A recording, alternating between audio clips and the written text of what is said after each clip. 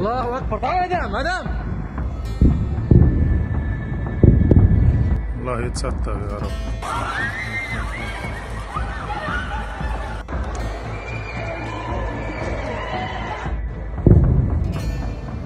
Iran और America के बीच टकराव अब खतरनाक मोड़ पर पहुंच चुका है। अमेरिका की ओर से ईरान के 3 परमाणु ठिकानों पर हवाई हमले के 2 दिन बाद ईरान ने कड़ी जवाबी कार्रवाई की है। ईरानी सरकारी टेलीविजन ने ऑपरेशन बेशरत फतेह की शुरुआत का ऐलान किया और इसकी शुरुआत अमेरिका के सैन्य ठिकानों पर मिसाइलें दाग कर की गई।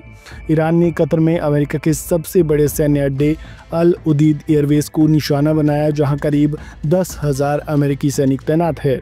ये एयरवेज पूरे मध्य पूर्व में अमेरिकी सैन्य अभियानों का केंद्र है। इसके साथ ही इराक में स्थित एन अल असद बेस पर भी रॉकेट हमले किए गए।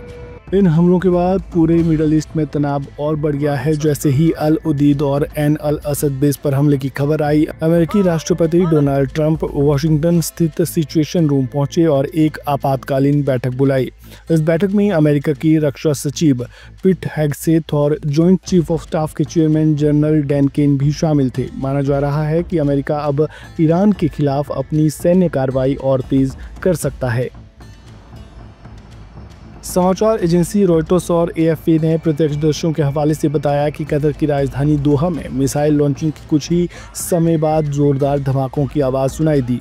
कतर सरकार ने पुष्टि की है कि उसके हवाई क्षेत्र में मिसाइलें दागी गई, जिन्हें इंटरसेप्ट कर लिया गया। इस हमले में अभी तक किसी के हताहत होने की जानकारी नहीं मिली है। कतर के विदेश मंत्रालय के प्रवक्ता डॉक्टर माजिद अल अंसारी ने ईरानी हमले की कड़ी निंदा करते हुए कहा कि ये कतर की संप्रभुता, हवाई क्षेत्र, अंतर्राष्ट्रीय कानून और संयुक्त राष्ट्र चार्टर का उल्लंघन है। उन्होंने कहा कि कतर अंतर्राष्ट्रीय कानून के तहत उचित और समान प्रतिक्रिया देने का अधिकार सुरक्षित रखता है। हमले के तुरंत बाद कतर ने अपने हवाई क्षेत्र को अस्थायी रूप से बंद कर दिया। अमेरिकी और ब्रिटिश दूतावासों ने अपने नागरिकों के लिए सिक्योरिटी अलर्ट जारी किया है और उन्हें सुरक्षित स्थानों पर रहने का निर्देश दिया है। ईरान के हमलों के बाद दोहा में अलर्ट घोषित कर दिया गया है और स्कूल, कॉलेज व कार्यालयों को बंद कर दिया गया। ईरान की ओर से किए गए इस हमले को जवाबी कार्रवाई के तौर पर देखा जा रहा है। अमेरिका ने रविवार को फोर्डो, नतांज और इस्फहान स्थित ईरान के 3 बड़े न्यूक्लियर साइट पर मिसाइलें दागी थी, जिसके जवाब में ईरान ने अब अमेरिकी बेस को निशाना बनाया है।